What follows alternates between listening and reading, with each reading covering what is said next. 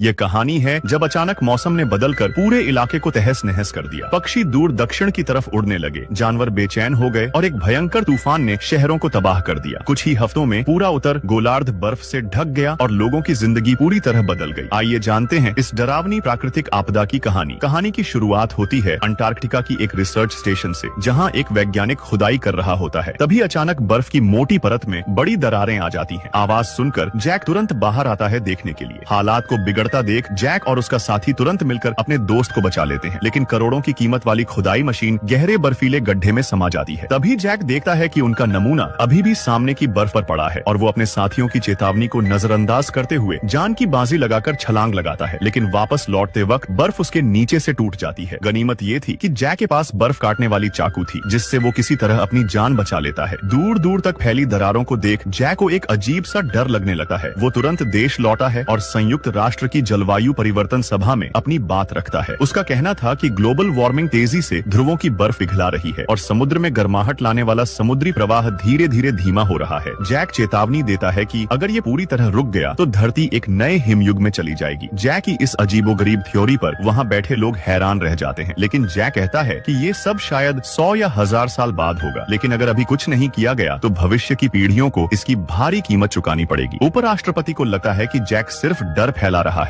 वो कहता है कि आर्थिक स्थिति इतनी मजबूत नहीं है कि जैक की योजना को अपनाया जाए, और वैसे भी जो चीज 100 साल बाद होगी उससे उन्हें कोई फर्क नहीं पड़ता। उनके लिए इस वक्त सबसे जरूरी है देश की अर्थव्यवस्था को आगे बढ़ाना। तभी ब्रिटेन के समुद्री निगरानी केंद्र से एक चौंकाने वाली खबर आती है। एक फ्लोटिंग बुआ की जगह पर अचानक तापमान 13 डिग्री गिर जाता है। पहले तो उन्हें लगा कि शायद उपकरण खराब हो गया है, लेकिन जब 2 और बुआओं में यही डेटा दिखा तो उन्हें समझ आ गया कि मामला गंभीर है। उसी वक्त टोक्यो की सड़कों पर अचानक 80 मीटर के व्यास वाली विशाल ओले गिरने लगते हैं और लोग देखते ही देखते चकनाचूर हो जाते हैं, जैसे मांस का पुलिंदा बन गए हों। अगर आप उस वक्त अंतरिक्ष से धरती को देखते तो ऊपर 3 विशाल तूफानी बादलों के समूह दिखाई देते। दूसरी ओर जैक का बेटा सैम अभी अभी न्यूयॉर्क पहुंचा होता है। तभी सैम देखता है कि हजारों की संख्या में काली काली चिड़ियाओं दक्षिण की ओर उड़ती जा रही हैं। जानवर भी अजीब तरह से बेचैन हो गए हैं, जैसे कोई बड़ी आफत आने वाली हो। उधर लॉस एंजलिस के तट पर फुटबॉल के आकार के ओले गिरने लगते हैं और शहर के बीचों बीच कई विशालकाय टॉर्नेडो बन जाते हैं। कुछ ही मिनटों में पूरा शहर तबाह हो जाता है, हर तरफ बर्बादी का मंजर। जैसे ही ये खबर प्रशासन को मिलती है, तुरंत इमरजेंसी मीटिंग बुलाई जाती है, लेकिन किसी को नहीं पता ये सब हो क्या रहा है। कुछ वैज्ञानिकों का मानना है कि ये सब शायद सूर्य की गतिविधियों से जुड़ा है, लेकिन जैक तुरंत इस थ्योरी को नकार देता है। हालात को बिगड़ता देख जैक सुपर कंप्यूटर के इस्तेमाल की परमिशन मांगता है। पूरी रात डेटा प्रोसेसिंग और कैलकुलेशन के बाद जो नतीजा सामने आता है वो सबको हैरान कर देता है। जो ग्लेशियर काल 1000 साल बाद आने वाला था वो अब सिर्फ 6 से 8 हफ्तों में शुरू होने वाला है। जैक तुरंत उपराष्ट्रपति